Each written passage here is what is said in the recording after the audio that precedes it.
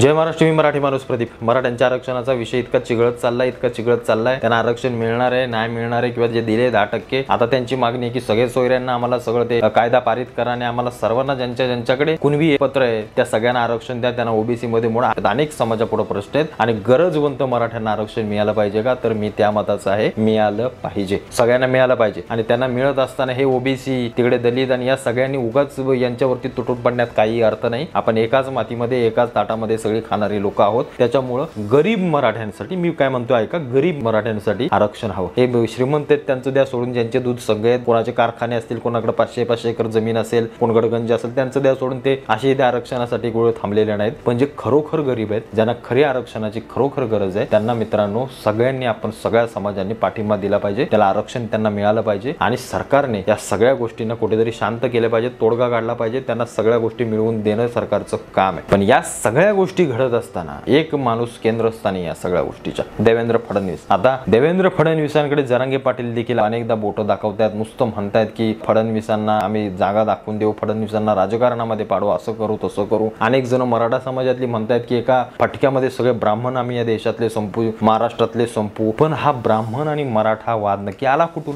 म्हणजे देवेंद्र फडणवीस ब्राह्मण असतील, पण ब्राह्मणाला संपू आम्ही, या सगळ्या गोष्टी मराठ्यांकडून किंवा या सगळ्या गोष्टी जातीजातीतल्या कशा निर्माण झाल्या? म्हणजे त्याला अगदी छत्रपतींच्या काळामध्ये जावं लागेल। अनाजी पंतांची भूमिका, तिथून खरं ब्राह्मणांच्या सगळ्या गोष्टी मराठ्यांच्या डोक्यात जास्त घुसल्या। त्याच्या आधी जे काही म्हणजे छत्रपतींचा राज्याभिषेक देखील काही ब्राह्मणांकडून विरोध झाला। जे धर्मपंडित होते, जे सांगत होते की या सगळ्या गोष्टी करायच्या किंवा असं झालं पाहिजे, आम्ही म्हणू तसंच झालं पाहिजे। दलितांवरती अन्याय अत्याचार करणारे देखील अनेक ब्राह्मण होते, अनेकांनी दलितांना अगदी गोंधळीतून पाणी टाकायचं, म्हणजे अनेक गोष्टी आपण ऐकल्यात आहेत आणि त्या घडलेल्या आहेत। पण माझा एक प्रश्न आहे, या सगळ्या गोष्टी होत असताना, म्हणजे जाऊया आपण त्याकडे, तिथून मराठ्यांचा द्वेष ब्राह्मणांकडे आला, दलितांचा द्वेष ब्राह्मणांविषयी झाला, सगळ्या जातीच्या केंद्रस्थानी ब्राह्मण कसे आले किंवा ब्राह्मणच का, किंवा ब्राह्मणांनी खरंच काय सगळ्या गोष्टींवरती अन्याय अत्याचार केले, किंवा ब्राह्मण समाजाने नेहमीच इतर जातींना, इतर सगळ्या गोष्टींना तुच्छ लेखलंय का? याचे कुठे काय आहेत का, कुठे म्हणजे पुरावे आहेत किंवा काय आहेत का? तर आहेत, अनेक ठिकाणी पुरावे आहेत। आपण जेव्हाही सगळा इतिहास वाचतो, आता ते काय मी तुम्हाला सगळं सांगत बसत नाही, पण माझा एक प्रश्न आहे, माझा एक मुद्दा या सगळ्या गोष्टींवरती, फडणवीसांच्या त्या सगळ्या गोष्टींकडे आपण येऊया हळूहळू। पण कुठलाही समाज, कुठलीही जात, मग ती मराठा असो, ब्राह्मण असो, दलित असो, शूद्र असो, कोणी असो, त्यातले माणसं, त्यातली वैयक्तिक माणसं काहीतरी अन्याय अत्याचार करत असतील। एखाद्या ब्राह्मणाने नक्कीच दलितांवर अन्याय अत्याचार केला असेल, एखाद्या मराठ्याने दलितांवर अन्याय अत्याचार केला असेल, एखाद्या दलिताने यांच्यावर अन्याय अत्याचार केला असेल। पण हे सगळं करत असताना ती वैयक्तिक व्यक्ती असते। आम्ही जेव्हा समाजातल्या एखाद्या व्यक्तीला त्याच्या समाजाची, त्याच्या जातीशी जोडतो आणि संपूर्ण जातीचं किंवा त्या समाजाचं नाव खराब करतो, हे मात्र कुठेतरी चुकीचं आहे। म्हणजे सगळेच ब्राह्मण तसे होते, सगळेच दलित तसे होते, सगळेच मराठे तसे होते असं आपण नाही म्हणू शकत। कुठल्याही जाती धर्मामध्ये, कुठल्याही गोष्टींमध्ये जा तुम्ही, तुम्हाला काही ना काहीतरी लोक चांगले मिळतात। त्याच्यामुळे संपूर्ण धर्मच वाईट आहे, संपूर्ण। आता मी वैयक्तिक सांगतो, सगळ्यात मुस्लिम धर्म वाईट नाहीये ना, काही जे मोजके आहेत वाईट आहेत ते वाईट आहेत, काही हिंदू देखील आपल्यातले जे वाईट आहेत ते वाईटच आहेत, जे ब्राह्मण देखील काही वाईट असतील ते वाईट असतील, पण संपूर्ण समाज, संपूर्ण धर्माला आपण,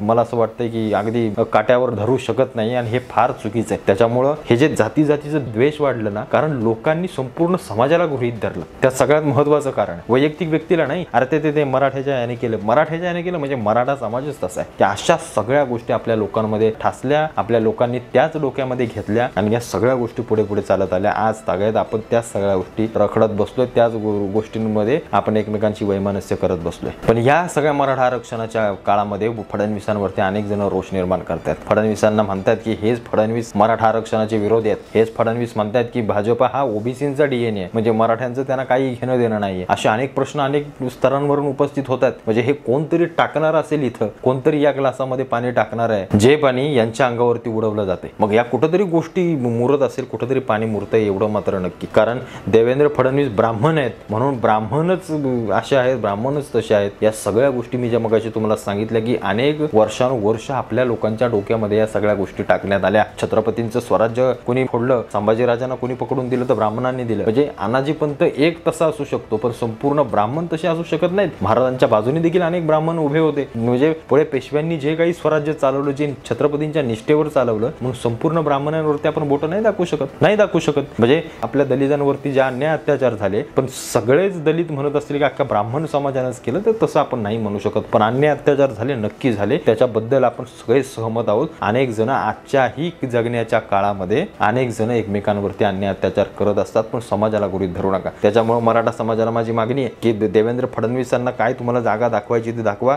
राजकारणात पाडायचं ते पाडा, पण देवेंद्र फडणवीस बामण आहे, मग तो जो आपल्या मराठ्यांच्या विरोधात आहे आणि तेच काहीतरी कटकारस्थान करतात, असल्या काहीतरी फालतू गोष्टींना हात नका घालू असल्या कुठल्या तरी गोष्टींना. कारण मराठा आरक्षणाची पार्श्वभूमी पाहिली तर पवार साहेबांनी जी चुकी केली ती आता भोगायला येते. आता फडणवीसांनी जी काही आपल्याला जर आरक्षण देऊ नाही शकले तर पुन्हा शरद पवार सत्य देणार आहेत. महाराष्ट्राच्या महाविकास आघाडी सत्य देणार आहे ना, मग तीच महाविकास आघाडी आपल्याला आरक्षण देऊ शकते का याच्यावरती देखील आपल्याला अभ्यास करावा लागेल. की आज आपण यांना बोलतोय, उद्या त्यांना बोलायचं, परत ते गेले की हे येतील यांना बोलायचं. किती दिवस असं चालणार आहे, किती दिवस असं चालणार आहे. त्याच्यामुळे या विरोधात बसलेल्या, सत्तेत बसलेल्या, मग फडणवीस असो, पवार असो, शिंदे असो, उद्धव ठाकरे, कोणी असो, बाबांनो सर्वांनी जरा विचार करा. समाजाला झुलवण्यापेक्षा एकदाचं आरक्षण देऊन टाका. त्या गरीब मराठ्यांना त्या आरक्षणाची खरी गरज आहे. यातून जातीतलं वैमनस्य वाढत चाललंय. तुम्ही तुमच्या यायला घरी नीट बसताय, खाताय पिताय, निवांत दारू बिरू पिऊन निवांत तुमचा कार्यक्रम चाललाय, पण खाली जातीमध्ये डोकं फुटण्याची कामं चालू आहेत. आज गावापर्यंत, घरापर्यंत, चुलीपर्यंत जातीची भांडणं जाऊन पोहोचली. कुठेतरी याला पूर्णविराम द्या जरा, की तुमच्या फक्त पोळ्या भाजून घेण्यासाठी या सगळ्या गोष्टी करताय. माझं एवढंच म्हणणं आहे. जरांगे पाटील जर आरक्षण तुम्ही चांगलं घ्यायचं असेल तर या सगळ्यांना दाबा,